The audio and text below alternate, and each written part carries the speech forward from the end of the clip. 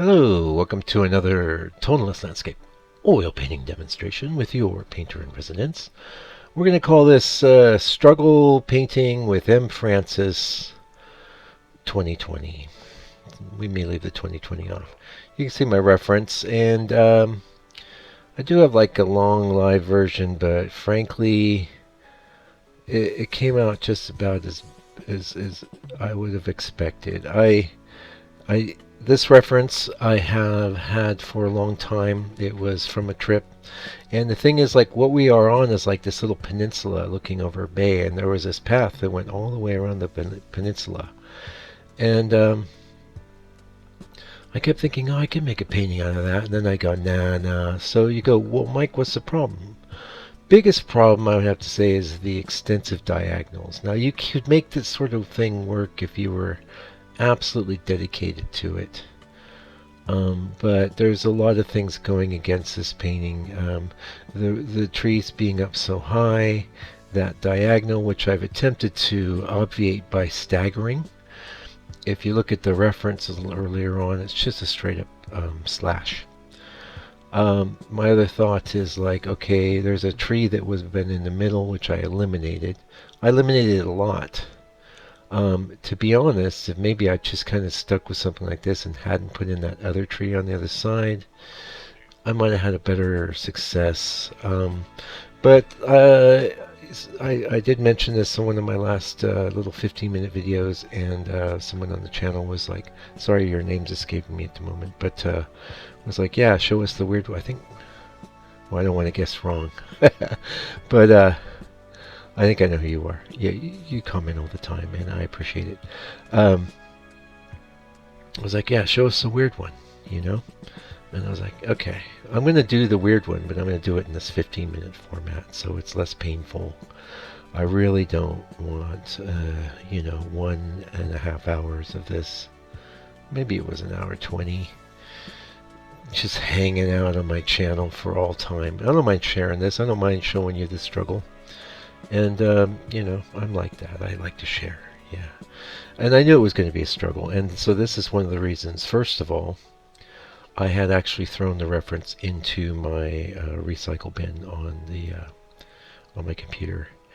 And then I kept thinking about it. I was like, well, I kept thinking there's something I like about that reference. I says, I know, I'm just going to do a 5x7 and get it out of my system. So I dug it out of the recycle bin. As far as paintings go, I was showing it to my good mate Joe, and he's like, "Well, it seems like almost like a surrealist piece." I can't deny it. It is tonal in coloration, and I threw what I had at it, but I wasn't surprised that it didn't really work out, and I did get a good learning experience from it, though. Yeah. I'm pointing out, like, so I spent a lot of time on this drawing here because that was 90% of figuring it out. Getting the colors and getting the other stuff together wasn't such a big deal. Also, it was, I think, fall or winter when I was at the scene, so that tree has no leaves on our left. But that's okay. I kind of worked that out, and what we're looking at is a bit of like, it was like a bay, and you have some little hills in the distance, which I made quite a lot larger, and that's a good tip for you. But so maybe you have a scene like this that you know it's going to be messed up, but you believe you can make a painting from it. Well, that's what 5x7 panels are for. I mean, if you take a sheet 4x8 sheet of masonite, or even this was pine ply, I think this was done on. I have a box that I've had for years. It's taken me, I think you get something like ridiculous, like 80 boards or something like that out of there. It's really quite a lot. Pardon me, I had to sniffle there. No colds here, but I was just in this grocery store over here, and we're not under any kind of quarantine regulations out here in New Zealand. But it's winter, so the common cold's going around, and I tell you, it's irritating to be in a grocery store with people that are actively sneezing. It's like, you're gonna sneeze and stuff. Stay home, man. Anyway, that's beside the point. But yeah. Anywho, you can see we're spending probably over half the video is spent on the drawing, trying to work things out, trying to figure it out. And at this point, I was like, that's not so bad. It wasn't so bad. I finished it, and I won't be probably throwing it away or anything. I've done, gosh knows, I've done much worse paintings, but there's a lot that was going against it, and unfortunately, we did the wife and I did the whole walk around this little peninsula, and it was really beautiful, but not that many great painting opportunities because of the first of all, the horizon's dropping way down. You're up on a hill. You can do hillside paintings. I think to be a real good hillside painter, you almost have to be dedicated to it as a motif.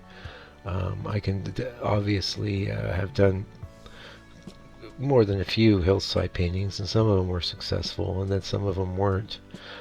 There's things that compositionally sort of work against you. At least they work against me with my mindset. But I have seen people pull that sort of thing off.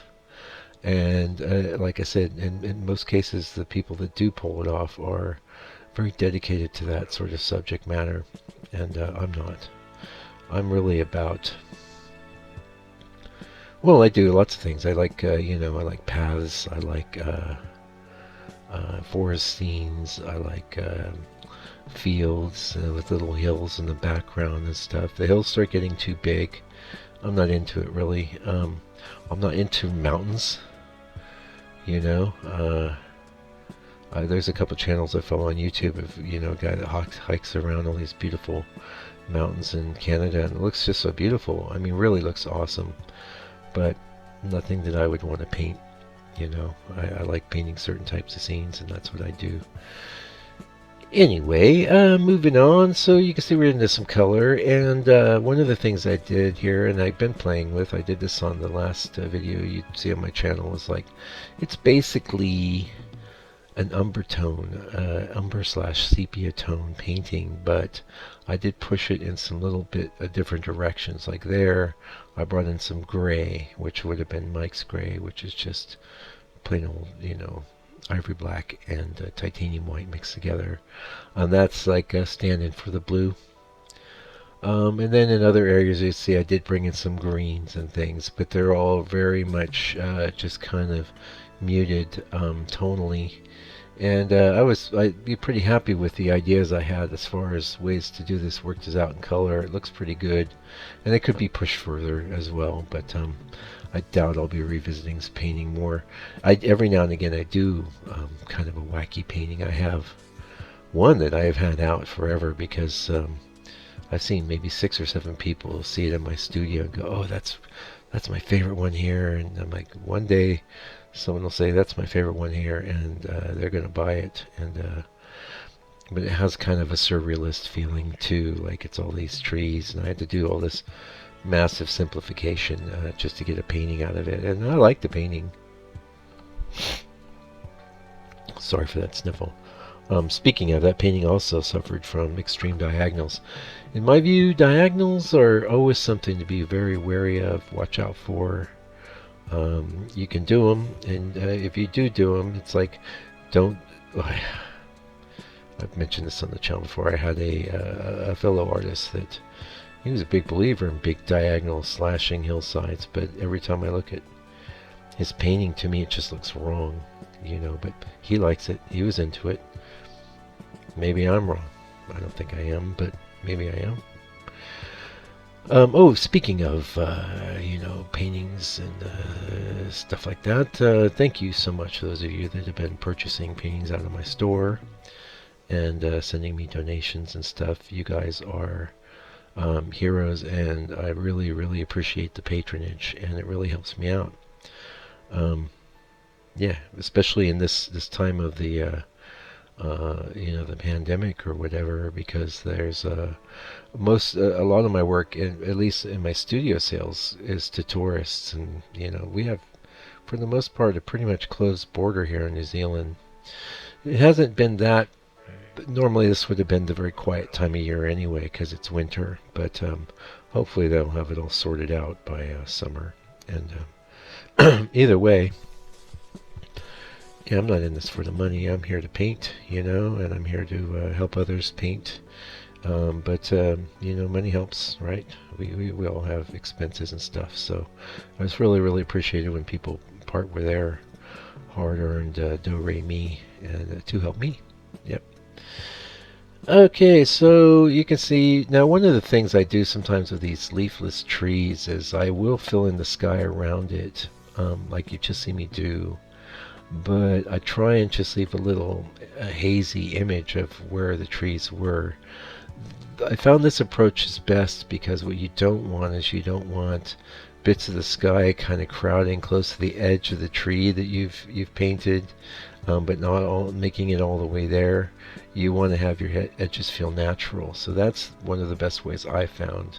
And actually one of the real superior ways would be to, if you just do like say the sky and have maybe a hazy tree indicated underneath that layer of paint from the sky, you let it dry, you can do really, really great leafless trees that way because you have the ability to paint wet over dry, and you can kind of tamp things with your paper towel. And a lot of the same techniques you might see me do wet on wet, but it's just far more controlled because you're not wrangling with wet paint. And one thing I will do if I'm going to be looking at a situation like this is I don't lay a super heavy thick coat of paint underneath the where the tree's going to be. I keep it pretty thin because if you're trying to push branches and things through a heavy layer of paint, what you're going to get is big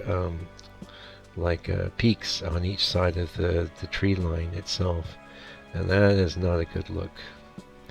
I have seen people do that stylistically as part of it, but I think it's a mistake. I really don't. I think it's eye-catching, especially when the light hits those ridges in a certain way. It completely messes with the illusion of a tree over a sky, and you become too aware of the surface of the painting. And that's something I don't really talk about all that much, but it's always a factor in how I work. One of the reasons that I got into the more traditional tonalist sort of approach was my after a trip to the De Young Museum in San Francisco, and seeing the work of these 1800s guys.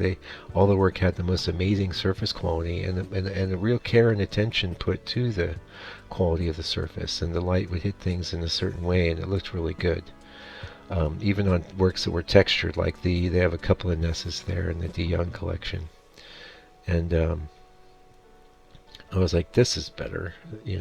Seems like a lot of times with Impressionist stuff, it's just you get the paint down and the surface quality is not that critical. And that's my view anyway, my opinion.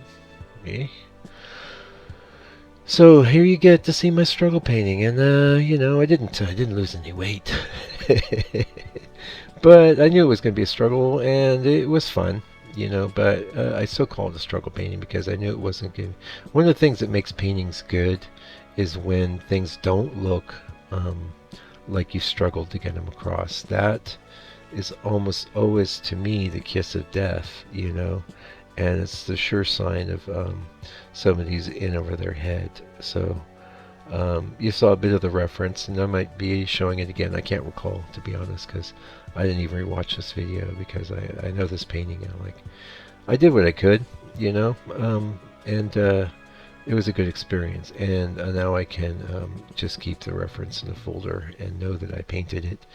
And by saying I've had it for maybe 2 years, and just passed it by again and again because I knew it'd be a struggle, and it was. And but I'm sharing with you, and hopefully you enjoyed seeing it. And if you got some struggle paintings or whatever, it's okay. Don't do them too big, and if they come out really bad, just destroy them. Forget that it ever happened. In my case, it'll be up on YouTube, and probably exists someplace, somewhere. Anything I think you put on YouTube, that definitely could be the case for all time. So whatever. I'm not so ashamed of it. I'm actually not ashamed of this painting at all. But it's not a great M. Francis painting. But I've shared it with you. So we're at the end. Thank you so much for joining me today. Tip on over to my site if you like. Check out landscapepainter.co.nz. I got still a bunch of fresh things in the store, and you can just have a look. There's some blogs back up there that go back to my real struggle days. So if you dig around, you can find out some real dirt on me. Yeah. Anyway, till I get back with another video, please do me a favor. Take good care of yourself, your family, all your loved ones. Be patient with other people too, and stay out of trouble.